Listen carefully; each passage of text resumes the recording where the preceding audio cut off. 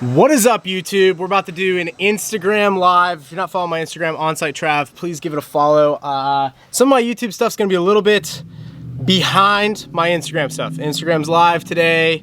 What's happening?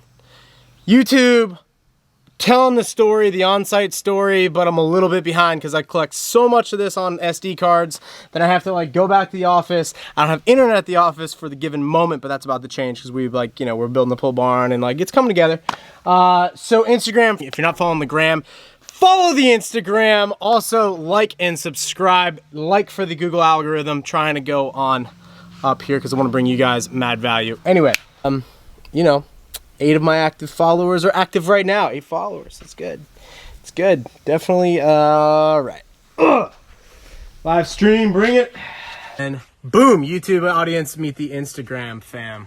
What's going on, guys? I'm Onsite Trav. A lot of you obviously follow me on Instagram. Some of you are new to following me on Instagram. And so today I'm bringing you guys what I think a service company is worth. I built and sold 5 lawn and landscape companies, smaller deals, all ranging from 50 grand to 100 grand, 80 grand, 50 to 80 grand. Kind of find that to be the sweet spot. And what I did through my college years and the end of high school is I would build a lawn company, I would sell a lawn company. I'd build a lawn company, I would sell a lawn company. And I got down to where I would build them and sell them in between semesters, basically in between the spring semester and the fall semester. So over summer break, I would build a company and then sell a company, and built the course that kind of talks about how I do that. And this is the first piece of content that I'm going to add a little bit to that course, but I'm going to expand on, because I talk a lot about selling your lawn and landscape company and then moving into what I think would be a better move for a lot of guys doing lawn and landscape, which is something in the machine realm, maybe over into the trucking space, something that has better economic returns than lawn and landscape. Background story is Truth Excavation. Super admire this guy. He's over in Hawaii. He's got a big excavation firm. Came out of bankruptcy 9 years ago. Built a big ass company, and he's got it for sale. Now, I went and I'm super interested in stuff because I've sold 5 lawn and landscape companies. I'm very interested in business brokering, what a business is worth. Is a service business, does it have any value? A lot of the hate comments on Truth's posts were like, yo, your business is worth auction value of equipment. That's it. So they're discounting the name or what the brand is worth. They're discounting what his processes and systems might be worth. And those haters, they may be correct and they may be completely wrong. And so I'm going to address that in today's live stream. Hopefully you're following along. Onsite Trav. Like and subscribe on the YouTube channel, please. It helps me out in the algorithms, helps me get in front of you guys. And I think no one's talking about this stuff. And I like talking about the real numbers in a service business. I can't find any of this stuff online. So bear with me as I build the pole barn and get the office cabin all situated and all good to go. We got to sell a house so that we can get the design plans for our future house and get all that stuff kind of happening. So, I will be bringing the content. I do apologize that we're not bringing the content on the daily on YouTube now, but whatever. Let's get this live stream going. Now, I get a lot of people that ask, what is a lawn and landscape business worth? What is a service business worth? Is a service business even sellable, or is it pretty much just the value of depreciated equipment at auction value and maybe give or take some website and whatever. So here's the things that you want to be mindful of when you're building a company. 1, are you building something to sell? Is it actually a real asset? What up, Paradise? Good to see you, bro. Guys, go follow Paradise, dude. That Rose freaking does work. He does amazing work. Give him a follow. I'll give a wave there. Wave. Pin comment. There it is. All right, so anyway, what is a service business worth? A product business far exceeds the value of a service business, hands down. When you're dealing with business sales, there's 2 factors that matter: a balance sheet and a multiple of revenue or profit. You ideally want a multiple of revenue because profit could be 20%, 30%, 10% for a large company. So a multiple on revenue is ideal, and for most businesses, they'll run a multiple on revenue, right? So in the lawn and landscape space, because I've sold 5 companies in the lawn and landscape space, and then I've had guys buy my lawn and landscape business blueprint, and I've helped them sell their businesses after they've built it up. It is the average of 3 to 6 months revenue plus assets. That's trucks, trailers, mowers. This is my pitch to guys all the time. I'm like, yo, if you add up your trucks, trailers, mowers, etc., you got a lot more invested in that, than that thing, right? But I can make more per day with that thing than you guys can with 3 guys, weed whackers, and all the carburetor problems that go with it, right? So the value of the assets and then the multiple of the accounts, which is considered goodwill, which doesn't really exist. It's just kind of sort of there. A lawn company is unique to a service business. What up, man? Good to see you. Is unique to a service business or unique business in general because it has reoccurring revenue. So if you're in the tractor space, right, like I am, tractors, bobcats, excavators, we're doing like lakes, we're doing like that type of jobs, drainage type of stuff, it gets dicey as to what that type of company is actually worth. And I bring this up because of Truth Excavation, the post that I put up this morning, because there's a lot of, it's split right down the middle. Half the people think that these type of companies are worth the value of the assets, and then the other half think that maybe there is something there. And a lot of people, which goes unanswered, ask Truth, is the Instagram account included? He's got a 40,000 sub Instagram account. So is that asset included in the business sale? And you're like, well, is that a valuable thing or not? And I would argue that it is, because it generates leads. Whether it's followers in the industry or just awareness in the industry, it generates brand. And I think anything that generates brand has some sort of value. But how do you actually put a value on that type of a business? So like I said, in the lawn and landscape space, it's going to be 3 to 6 months revenue on accounts if you've got a rocking lawn business. And I mean, it's turnkey, right? That means you have a supervisor like riding around in a half ton, and you got 2 or more trucks, and those guys you got 3 guys in a truck, and you got some commercial accounts, and everything's contracted, and it's just a super clean company like Marty Grunder. You're looking at 1 year's revenue.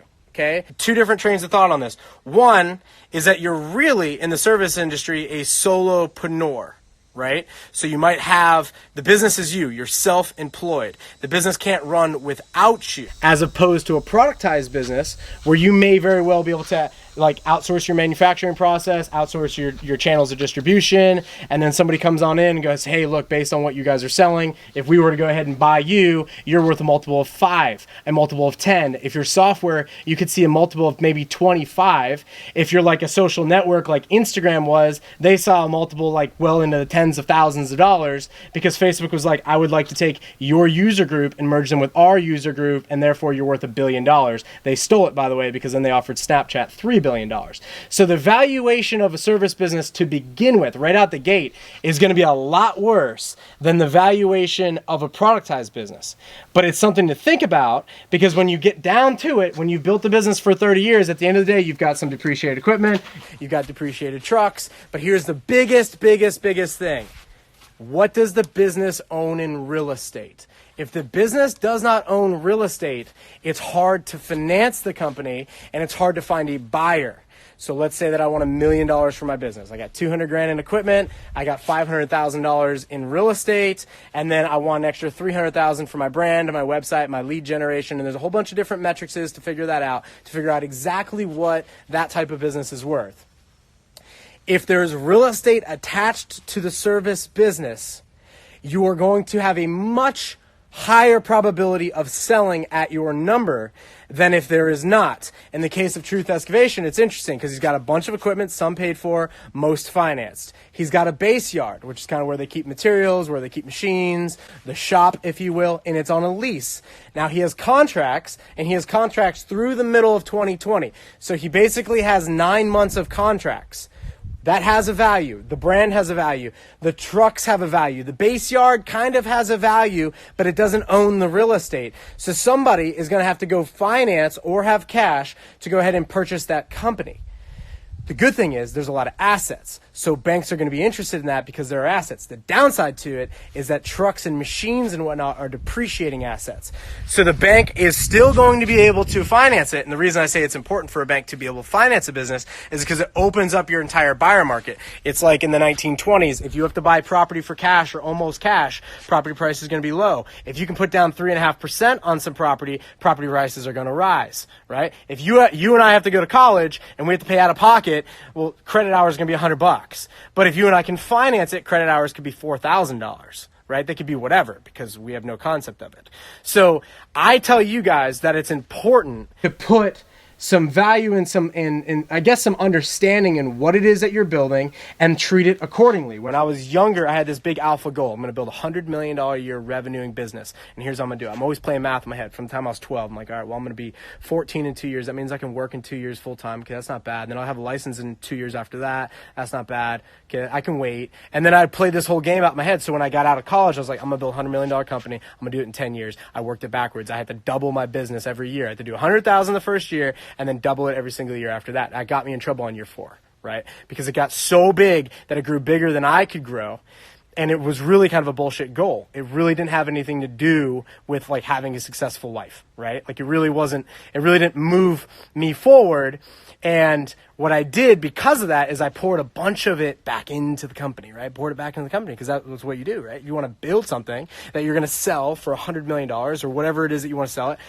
$500,000. When I built lawn companies, I was always trying to get 80 because those last 3 companies I sold for 80 grand, right? So I was always like, okay, how fast can I build? How much do I have to put into it? And then I got to plow it back into it to get my check at the end of the year for 80, right? If you think that your business that you're building currently doesn't have a sellable value, you have to consciously remember to be investing in your Roth IRA. You can do $6,000 a year. If you're married, you can do $12,000. Your IRA, right? I believe you can do $12,500. And you've got to take that money off the table and plan for that to grow as your nest egg, as something that's going to be there for you when you're done with your business and you shut it down and sell off your assets. Right? Unless you can build a company and then sell that off and that becomes your nest egg, you can then reinvest that into some apartment complexes or whatever, grab your passive income and boom, you're out of the rat race. So my challenge with you guys today in the live stream really is just to, one, get up on a live stream because it's been a minute and I'm a little rusty. I'm like, I got to get doing this. We've been busting ass trying to get this shop rebuilt and all that stuff. And then 2 is just to put into your head, because a lot of people that follow me are service businesses, is what is it that you guys are building and what is the value of that you're building? And to think of something like this in the smallest mindset possible. You want a micro monopoly. You want something that you dominate. In the case of Truth Excavation, he's got a unique brand.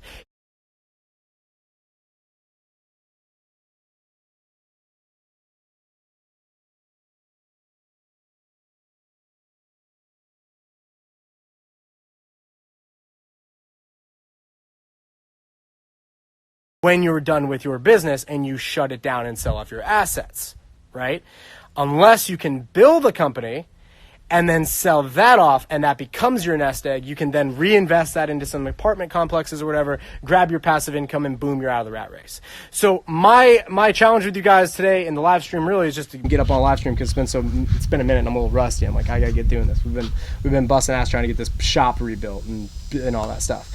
And then 2 is just to put into your head, because a lot of people that follow me are service businesses, is what is it that you guys are building and what is the value of that you're building? And to think of something like this in the smallest mindset possible. You want a micro monopoly. You want something that you dominate. In the case of Truth Excavation, he's got a unique brand. He didn't leave those things the Caterpillar yellow, right? He painted those things green. He's in Maui. He's got a different brand. He's got the Nkongs. He's got that different thing. What is the value of that though, right? And it's not a perfect marketplace because there's not a lot of those type of companies for sale, but he has a monopoly on what it is that he's built. It's very unique. What type of multiple is he going to get? It's going to be very interesting. I'm going to be very interested to see what that type of company sells for. Is it assets plus and what, right? And then, what are the economics of that? So I got one question there. For those small companies, yes, it's a good sell, but for larger ones, it's a bit harder. So that's what I mean by having real estate, right? So if you're like, if your company, if you're in a lawn and landscape business, the best thing for you to do at some point in time is to start a nursery. 1, for the tax benefits of ag land. 2, towns grow to nurseries. Okay, that's just how it works. Nurseries, by definition, basically need to be on cheap, inexpensive ag land. So if you can go ahead and buy ag land instead of paying shop rent, right? This is kind of ag land. It's actually open use estate. But so if you can go ahead and buy ag land and then you can go ahead and start farming up trees and other things like that, they'll, 1, help increase your cash flow and help increase your balance sheet kind of passively in many ways. 2, if you've got employees, you got a rain day or whatever, you can throw them out in the yard and you guys can do some work. But 3, when you go to sell that business and or shut it down, All right, so you go through a nasty '08 and you're like, hey, you know, the value of my business is like some depreciated equipment, and basically it's a job, it's a salary, right? It's like I've been making 100, 125, it's better than working for someone else, but it's not something I can sell. Well, the value of that real estate is very important because most nurseries will turn into storage lots at the end of it, apartment complexes at the end of it. If you're going to sell the thing as a nursery and as a landscape business, there's value, so therefore there's a bigger market because you can finance it. So I want you guys to think about, if you're running a service business, you've got to dominate in assets. Assets depreciate are not ideal, right?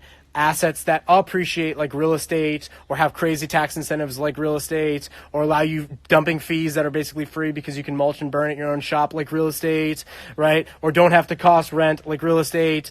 Those things matter when you go ahead and sell a service business. Or you've got to create a monopoly around your service business and turn it more into a productized business. Can I take my lawn and landscape company, turn it into a nursery, and then come out with on-site Trav mulch, on-site Trav compost, on-site Trav whatever, and then can I sell those brands off to Scott's? Will Scott's Turf Care buy it, right? Will like Home Depot, will they want to carry my product line? And then now I'm in a different game, right? So now I can get a different multiple. I'm not just worth my 3 to 6 months revenue and then like that's it, right? So yeah, more live streams. I'll talk about real estate. My whole family's in real estate. I'm kind of like the black sheep of my family that was like slow to it. I love rental real estate. My parents do like residential, like housing real estate. I love commercial real estate and things like that. And it's one of those things that over the next decade, I really, really want to get into because I'm just fascinated by it. Most of the time now I work for developers or I work for homeowners that are building land or I do whatever. So, but I'm very, very fascinated by it. But I want to put this out because it's a very interesting conversation. When you're building a service type of business, what is the value of that business? And if you build the right type of service business, i.e. like a chemical company or pest control company, those get bought by big conglomerates. So every little sector is going to be different, but you want to be looking at what it is that you're buying or building, and then what could it be? So can you build a commercial lawn outfit and then sell it to Brightview and get a multiple of 2 or 3, right? And is that worth your time? And how long will it take you to do it? And so those are just conversations and things I think you guys should consciously be thinking about, because at some point in time, you're going to want to make a pivot, whether it's in the next 7 or 10 years or whether it's the next 30 years. And you're going to look at the end of it, the end of the day, no employees are going to be there. It's just going to be you. And you're going to be like, so what's the value of this crap? Right? What's this thing worth? And so anyway, hope you guys enjoyed it. I'll save it for the next 24 hours and I'll put some of this stuff up on YouTube, answer some of these questions more in depth. Love you guys. Peace. Always get a little nervous before a live stream. I don't know why. Sometimes I'm like, yo, about it. And then other times I just want to get like jacked up on caffeine. I don't know what it is. Woo! And it would help to have good Wi-Fi too. I always want the quality on the live streams to be good.